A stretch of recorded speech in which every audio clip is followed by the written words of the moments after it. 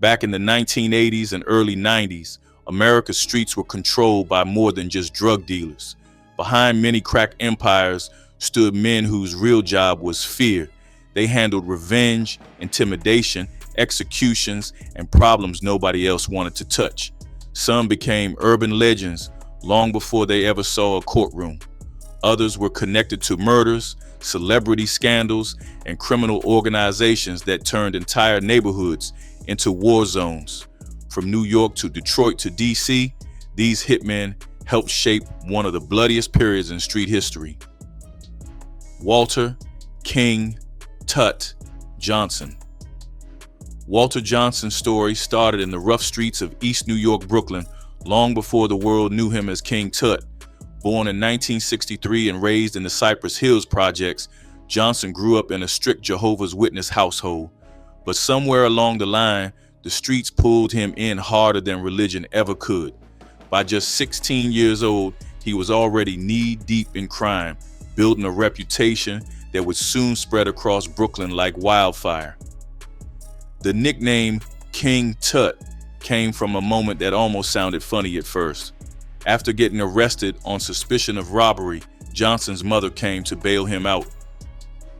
When an officer asked if her son had any aliases, she casually mentioned people called him Tut. The cop decided to dress the name up a little while filling out paperwork and typed in King Tut. From that day forward, the name stuck and eventually became feared all over New York's underworld. Tut quickly built a robbery crew known as the Black Mafia, but unlike regular street gangs chasing civilians, this crew mainly targeted drug dealers. That alone made them legends in certain neighborhoods. The crew included dangerous names like Jacques Agnon, better known on the streets as Haitian Jack. Before long, King Tut's reputation started inspiring younger hustlers across Brooklyn. One of them was Calvin Bacote, later known as Calvin Klein. Bacote admitted that Tut's fearsome image pushed him to chase his own criminal notoriety. At just 14 years old, Bacote and a crew of teenagers carried out a terrifying armed robbery on the F train in New York City. They stormed through subway cars, waving guns, robbing passengers of cash and jewelry, even beating some victims before moving into the next train compartment to keep the robbery going. Meanwhile, Tut himself was becoming even bolder. In June 1982, while still a teenager, he robbed nearly 300 worshipers at gunpoint inside his own mother's Kingdom Hall in East New York. The robbery shocked the community. Even after getting arrested and making bail, Johnson jumped right back into armed robberies without hesitation. A few months later, he and several associates hijacked a city bus traveling from Queens to Brooklyn, robbing passengers at gunpoint. Eventually, the courts caught up with him. By 1983, Johnson was convicted for both the bus robbery and the Kingdom Hall heist, earning multiple prison sentences. Prison slowed him down, but it never truly stopped him. After making parole in 1988, Johnson landed back behind bars again on weapon charges. Then came one of the wildest moments in his criminal history. In January 1993, Johnson was involved in a violent robbery attempt inside a Brooklyn barbershop. Two off-duty NYPD officers, Richard Aviles and John Morris, happened to be inside getting haircuts when three gunmen burst through the door. A shootout exploded instantly. Bullets flew through mirrors, chairs, and walls as both sides exchanged fire. Officer Aviles ended up with devastating injuries that left him partially paralyzed. Johnson somehow escaped unharmed.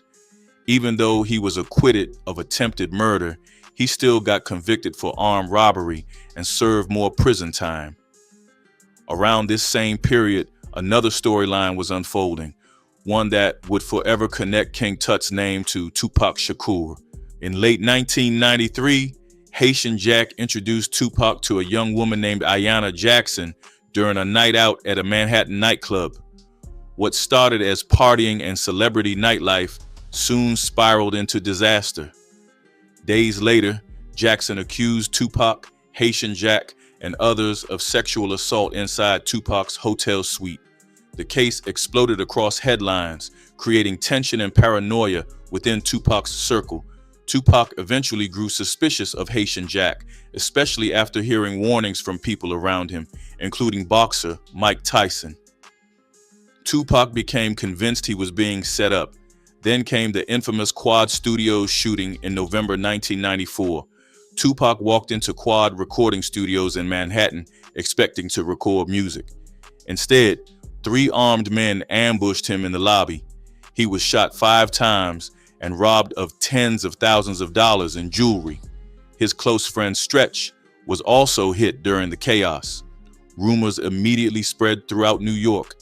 Investigators later claimed that Johnson bragged to an informant about shooting Tupac simply to discipline him. Though Johnson was never officially charged in the attack, his name became permanently tied to one of hip-hop's most infamous unsolved incidents. Tupac himself seemed convinced certain people were behind the setup. While sitting in prison after being convicted in the sexual abuse case, he wrote letters mentioning Tut, Haitian Jack, and James Roseman under the chilling words, "The Walking Dead." Later, on the song "Against All Odds" from the Don Illuminati, the 7-Day Theory, Tupac openly accused both Tut and Haitian Jack of involvement in the robbery. While Tupac's murder in Las Vegas in 1996 shocked the world, Johnson's own downfall was happening back in New York. That same year, federal authorities swooped in after state robbery charges were mysteriously dropped. It turned out prosecutors dismissed the local case so the federal government could hit Johnson even harder, and they did. In 1997, Judge Frederick Block sentenced King Tut to 5 life sentences under the federal 3 strikes law. Johnson became the first New York City resident ever sentenced under the harsh law, which guaranteed life without parole for repeat violent offenders. For years, Johnson bounced through high-security prisons while federal investigators continued digging into Tupac's shooting. Then, in 2011, another twist hit the story. An inmate named Dexter Isaac publicly confessed that James Roseman had hired him to rob Tupac back in 1994. By then, though, too much time had passed for prosecutors to bring charges. After spending decades locked away, Johnson's story took one final unexpected turn. In October 2024, Judge Frederick Block, now 90 years old, granted Johnson compassionate release. The same judge who once handed him 5 life sentences admitted he lacked experience back then and believed the punishment had been excessive. Supporters pointed to Johnson's rehabilitation and even a forgiveness letter from one of his victims. Critics, especially law enforcement groups, strongly opposed the release. But thanks to changes brought by the First Step Act, Johnson finally walked out of prison after spending nearly 3 decades behind bars. Boone Craft. Boone Craft came up on the east side of Detroit, surrounded by struggle from the very beginning. His parents worked nonstop just trying to survive, but no matter how hard they pushed, money always seemed short. With his father often away in the military, Boone spent most of his childhood watching stress and poverty eat away at the people around him. Seeing all that planted something dark in him early. To Boone, being broke looked like a prison sentence, and he promised himself he would never live that way. At first, he tried making money like any other kid in the neighborhood, hustling little side jobs here and there. But it didn't take long before he noticed where the real money was flowing. There was always traffic going in and out of certain houses, people showing up with cash and leaving satisfied. Even as a child, Boone paid attention to patterns, and eventually that curiosity pulled him straight into the drug game. By the age of 9, he was already hanging around a local dealer named Charlie. But mentally, Boone wasn't operating like a normal kid anymore. He was already thinking about survival, power, and control. Then, at just 10 years old, he crossed a line most grown men never recover from. He committed his first murder. What shocked people later wasn't just the age, it was the fact that Boone admitted the killing never bothered him. In his mind, removing somebody standing in the way of money simply solved the problem. That mindset became the foundation for everything that followed. As he got older, Boone stopped being just another young runner in the streets. He became muscle. If somebody owed money, disrespected the crew, or created problems, Boone was usually the one sent to handle it. His violent side exploded even further after Charlie started disrespecting him and refusing to pay him more money. Boone warned him once, but Charlie kept talking. Seconds later, he was dead. After that, violence became normal to him. A lot of it came from years of being bullied growing up, even inside his own home. Somewhere along the line, fear disappeared from him completely. Instead of running from violence, he leaned into it until people started fearing him instead. Soon, Boone and one of his close friends developed a reputation around Detroit as guys who could make enemies disappear permanently. If somebody had money and wanted revenge, Boone was willing to take the job. Then came the robbery that changed his life again. During a failed store robbery, a security guard tried stopping Boone and his crew. Boone shot him without hesitation, and the arrest sent him bouncing through juvenile homes, detention centers, and foster care. But even locked up, the violence followed him. At one facility, another kid pushed him too far, and Boone nearly beat him to death with a baseball bat. Psychiatrists later evaluated him, trying to understand what made him so dangerous. What they discovered terrified people even more. Boone wasn't hallucinating or mentally confused. He simply had no emotional attachment to human life. By 16, he was basically alone in the world. His family had disappeared from the old neighborhood, leaving him homeless and sleeping at bus stops. Eventually, a woman took him in out of kindness, but even that situation pulled him back into the streets. She was a prostitute being abused by a pimp, and Boone stepped in to protect her. Unlike most pimps, Boone didn't want control over women themselves. He offered protection instead, taking a cut of the money for security.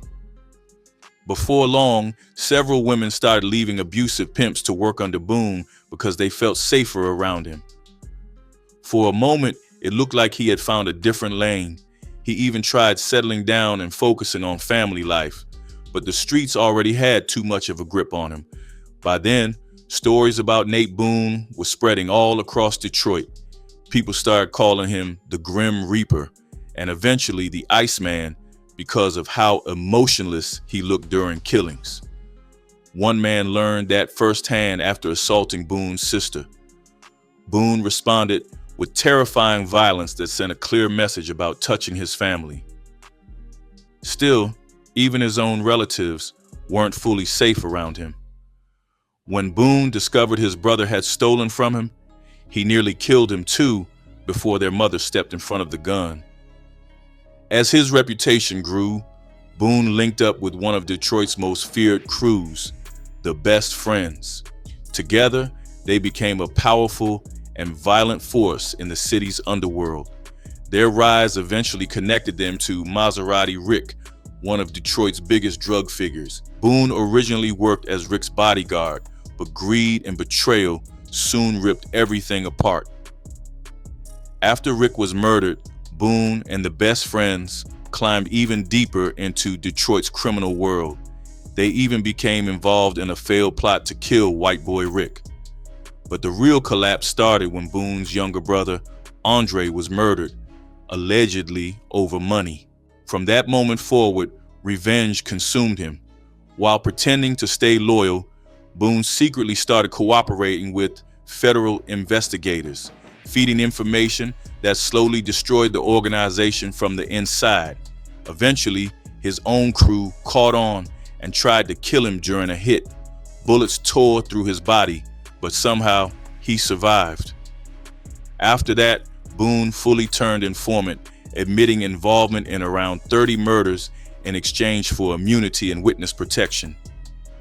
Yet, out of all the blood attached to his name, only one death truly haunted him: the innocent cab driver caught in the crossfire during the ambush that nearly killed him.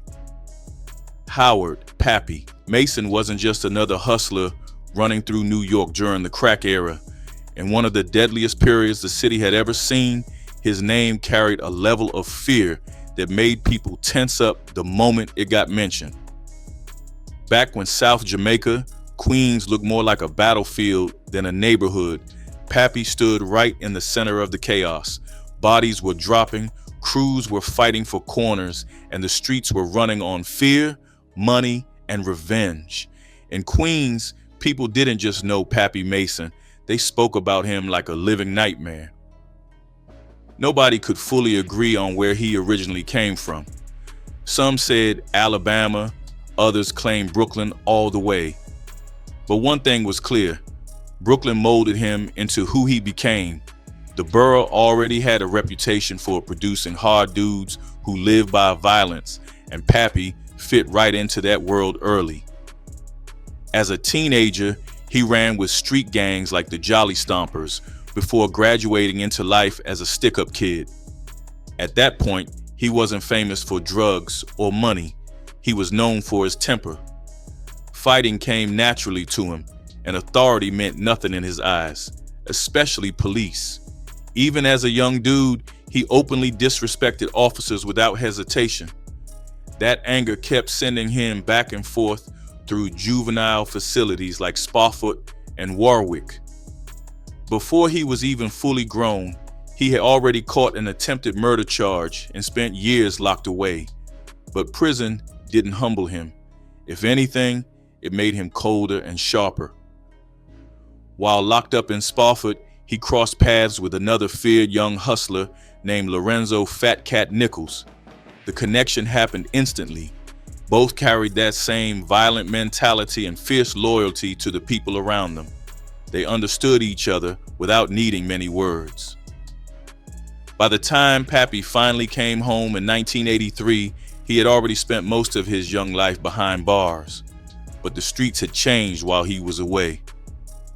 Crack was beginning to take over New York, and Fat Cat was already building a powerful operation in South Jamaica.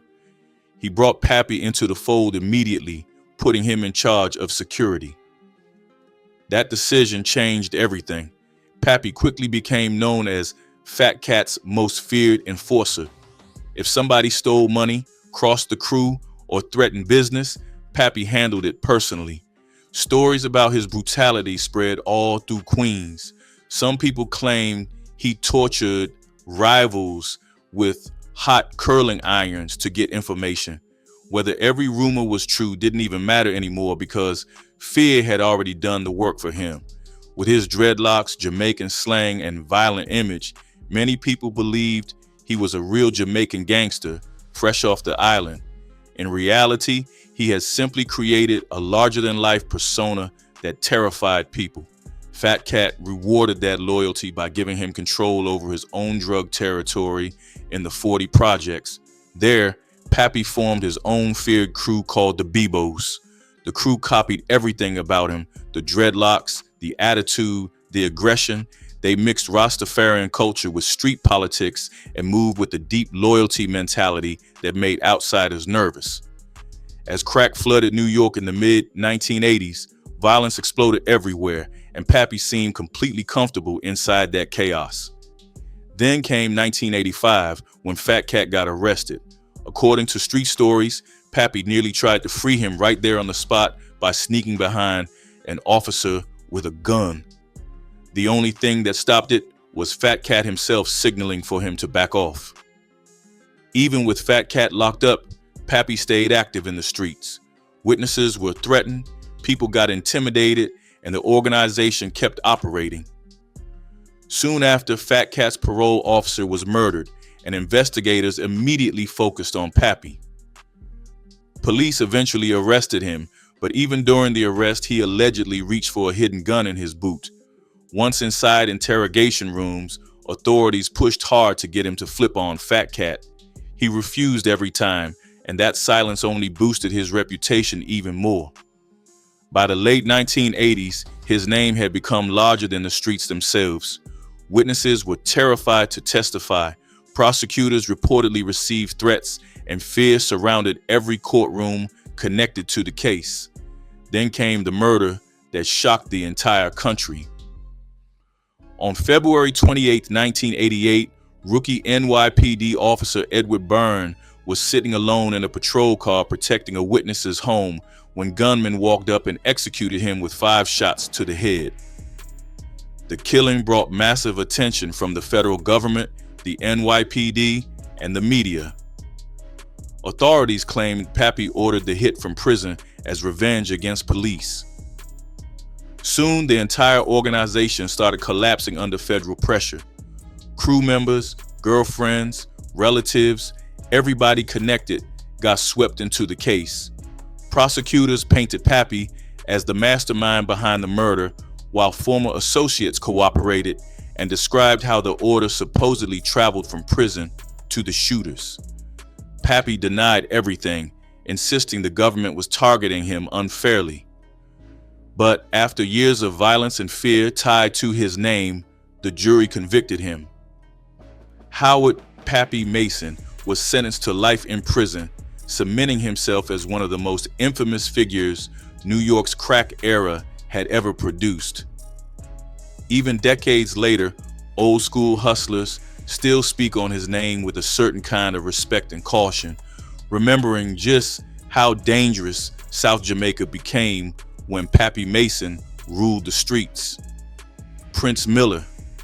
Back in the early 1980s, long before the Supreme Team became one of the most feared crews in New York City, it started with a bunch of teenagers hanging around the Baisley Park houses in Jamaica, Queens. A lot of them were connected through the Five Percenters, a movement that mixed street culture with spiritual teachings. But once Kenneth Supreme McGriff and his nephew Gerald Prince Miller took control, the whole thing turned into something much bigger and much darker.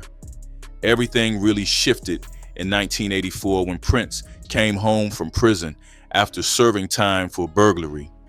The second he touched back down in Queens, he stepped right into the organization beside his uncle. McGriff handled the top operations, while Prince quickly became the muscle behind the empire. Around that same time, the crew introduced crack cocaine to the streets under brand names like Thriller and Ghostbuster. The product exploded across Southeast Queens, and before long, neighborhoods like Springfield Gardens and St. Albans were flooded with Supreme Team influence. By 1987, the money flowing through the organization was unbelievable. Court records later claimed the crew was bringing in more than $200,000 a day, but that kind of money never comes quietly. Violence followed everywhere the operation spread. Anybody suspected of betrayal, disrespect, or competition could end up dead. Fear became part of the business model. Then McGriff went to prison, and Prince officially stepped into the spotlight. Unlike some loud street bosses who moved off emotion, Prince had a reputation for staying cold and controlled. People in Queens called him the General because he carried himself like somebody always 3 steps ahead. Newspapers labeled him Mr. Untouchable because no matter how many investigations came his way, nothing seemed to stick, and the stories around him only made the legend bigger. People talked about him surviving assassination attempts like it was normal. Rumors spread that he wore a bulletproof baseball cap. Then there was the famous Mercedes 500 everybody called the James Bond car, supposedly loaded with bulletproof windows and hidden gadgets straight out of a spy movie. Whether every story was true didn't even matter anymore. In the streets, perception was power, and Prince had plenty of it. Behind the scenes, the Supreme Team operated like a military unit. They used coded language, rooftop lookouts with radios, armed security, and layers of street dealers designed to protect the top leadership from police attention. The organization became so sophisticated that even with constant pressure from the NYPD and prosecutors, they kept surviving, but eventually the walls started closing in. At exactly 6 a.m. in the morning on March 21st, 1990, more than 130 officers stormed apartments across Queens in a massive coordinated raid targeting the Supreme Team. The operation came after a year-long investigation and happened just after Prince had beaten a murder case tied to the shooting of a young drug dealer in 1987. Once again, he walked out of court a free man. Still, law enforcement wasn't done with him. Later that same year, Prince got hit with another major case involving the murders of 4 Colombian men. Prosecutors painted a horrifying picture, accusing him of running parts of his empire from jail through coded phone calls while the victims were allegedly tortured and executed. Detectives even testified that murders in the area dropped sharply after Prince was locked up. But somehow, lightning struck twice. He beat the case again. By then, Prince's name had become larger than life. Every acquittal only added fuel to the myth surrounding him and the Supreme Team. To some people, he looked untouchable. To the federal government, he became a priority target. That final reckoning came in 1992 when a federal grand jury indicted Prince and several others on charges ranging from narcotics trafficking to racketeering and witness intimidation. When the trial started in 1993, prosecutors came loaded with evidence. They brought dozens of witnesses, over 100 wiretap conversations, and testimony connecting Prince to murders ordered on behalf of other drug kingpins. This time, there was no escape route. In June 1993, the jury found Prince guilty on multiple counts, including murder, racketeering, and running a continuing criminal enterprise. 2 years later, he was sentenced to 7 life terms plus another 20 years. Even then, the story didn't fully end in darkness. During sentencing, Judge Raymond Deary told Prince that somebody with his intelligence could still use his influence to stop younger people from following the same road. Those words stayed with him through decades in prison. Years later, after what the courts described as genuine rehabilitation, Prince was granted release in 2024. In a letter to the judge, he said those words from the courtroom decades earlier helped give his life new meaning. For a man once viewed as the face of terror in Southeast Queens, it marked an ending nobody saw coming. Stacy Colbert, the Machine. Stacy Colbert didn't just wake up one day with the nickname The Machine. That name was built during one of the darkest periods Detroit had ever seen, the crack era of the late 80s and early 90s, when entire neighborhoods were drowning in violence, money, and paranoia. Back then, his name carried serious weight in the streets. Federal records and local news painted him as one of the most dangerous enforcers tied to the infamous Best Friends gang. The Best Friends organization started back in 1985 on Detroit's Far East Side. The crew was founded by the Brown brothers, and at first they weren't even focused on drugs. They were basically a murder-for-hire squad, hired muscle for bigger crime figures around the city. But once they realized there was way more money in cocaine than contract killings, everything changed. Within a few years, the crew evolved into a full-scale drug empire. They pushed cocaine across Detroit, spread operations into the suburbs, and eventually reached states like Ohio, Kentucky, and West Virginia. By 1986, the organization had grown into a tight network of anywhere from 25 to 50 members. Among all of them, Stacy Colbert stood out as one of the top shooters and enforcers. And the way the gang rewarded loyalty said everything about the times they were living in. Instead of always paying cash, some hitmen got paid in bricks of cocaine. Guys like Colbert could flip the product themselves and pocket every dollar they made on the streets. In that era, power wasn't just about violence. It was about access to money and fear at the same time. But eventually, the empire started cracking under federal pressure. In June of 1993, prosecutors dropped a huge indictment against 29 members and associates connected to the Best Friends organization. The charges stacked up fast: murder, conspiracy, weapons violations, cocaine trafficking, the whole list. And the deeper investigators dug, the uglier the story became. According to prosecutors, one of the Brown brothers' own attorneys crossed a line that shocked even seasoned detectives. Authorities claimed the lawyer leaked the identities of 2 informants directly to Terrence Brown. Soon after, both informants ended up dead. But the streets have a way of turning on everybody eventually. Not long after that, the same attorney reportedly sent $600,000 down to Terrence Brown in Atlanta for a major cocaine deal. That move turned into a disaster. On August 9th, Brown's body was discovered in the back of a stolen GMC Yukon parked outside a hotel in College Park, Georgia.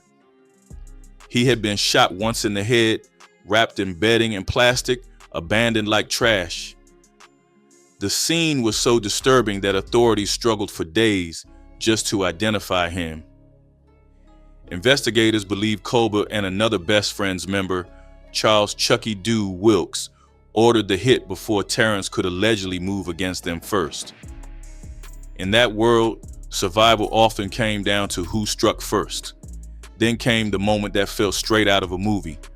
On June 6, 1994, federal agents tracked Colbert to a motel near Pittsburgh. When officers stormed the room, they caught him wearing nothing but his underwear. But even cornered, the machine wasn't trying to surrender quietly. He fought officers, tried grabbing a cop's gun, then took off running through a crowded shopping center parking lot with police chasing him on foot. The chaos got even crazier when he ran into an office building and grabbed a 71-year-old man hostage, threatening to kill him if police moved any closer. The standoff only ended after officers managed to get close enough to force him down at gunpoint. By 1995, with a major federal trial about to begin, Colbert made a deal. He pleaded guilty to murder and weapons charges, admitting responsibility in the killings of Michael Mitchell and Frank Maxwell. The plea helped him avoid the death penalty, and he was sent off to federal prison in Terre Haute, Indiana. After nearly 25 years behind bars, Colbert walked free in 2018. But now, years later, his name is back in federal paperwork once again. Prosecutors in 2026 claim he's tied to another cocaine trafficking conspiracy, dragging the shadow of the Best Friends era right back into public conversation. Authorities say he had been running a trucking company out of Grosse Pointe Park while allegedly participating in the operation. For Detroit residents who survived those violent years, hearing Stacy Colbert's name again feels less like news and more like an old ghost returning to the neighborhood. The case is still unfolding, and for now, prosecutors have only laid out allegations. But one thing is clear: the stories from Detroit's crack era never really stay buried for long. Wayne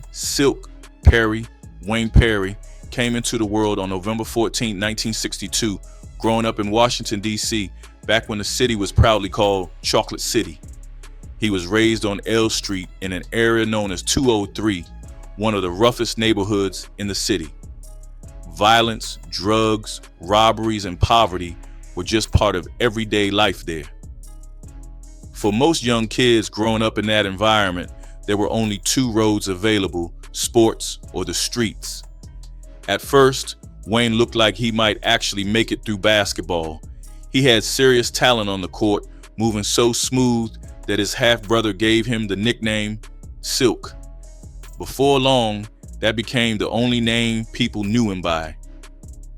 But in 203, dreams didn't pay bills fast enough.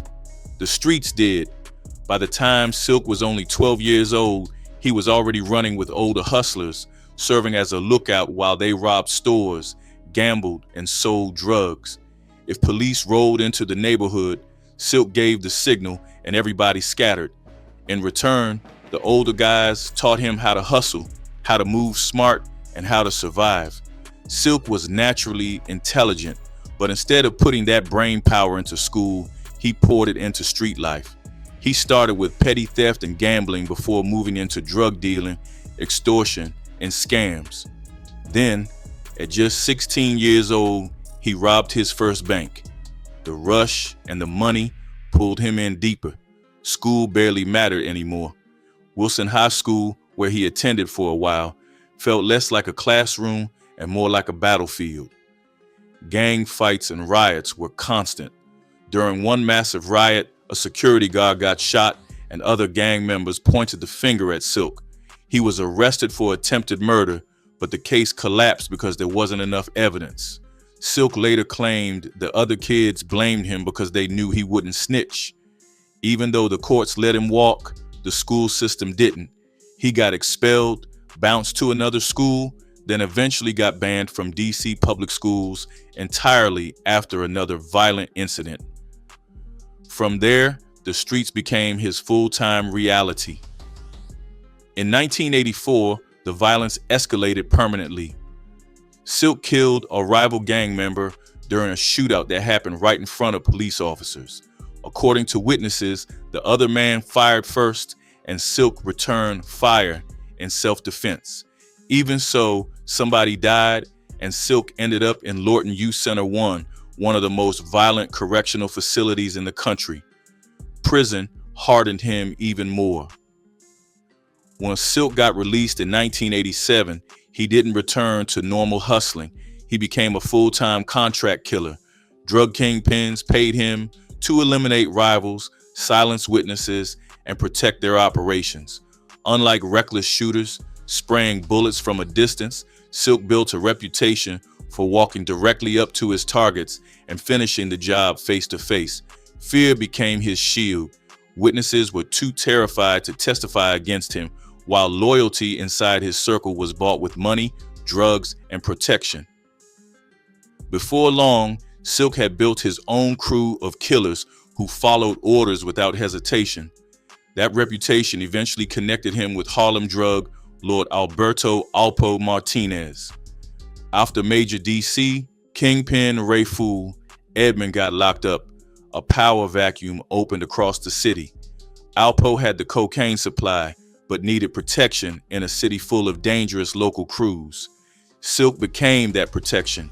Together, they formed one of the most feared alliances on the East Coast.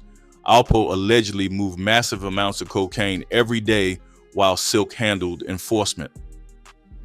If somebody crossed the organization, Silk and his crew stepped in. Bodies started piling up, and the Martinez organization quickly earned a reputation built on money and murder. But eventually, the federal government came crashing down. In 1991, Alpo got arrested on drug trafficking and murder charges. Facing life in prison or even the death penalty, he decided to cooperate with authorities. According to Silk, the feds were really after him all along, and Alpo became the key to building the case. Alpo accused Silk of multiple murders, including the killings of Garrett Terrell and Evelyn Carter. Silk denied some allegations, but admitted responsibility for others during later interviews.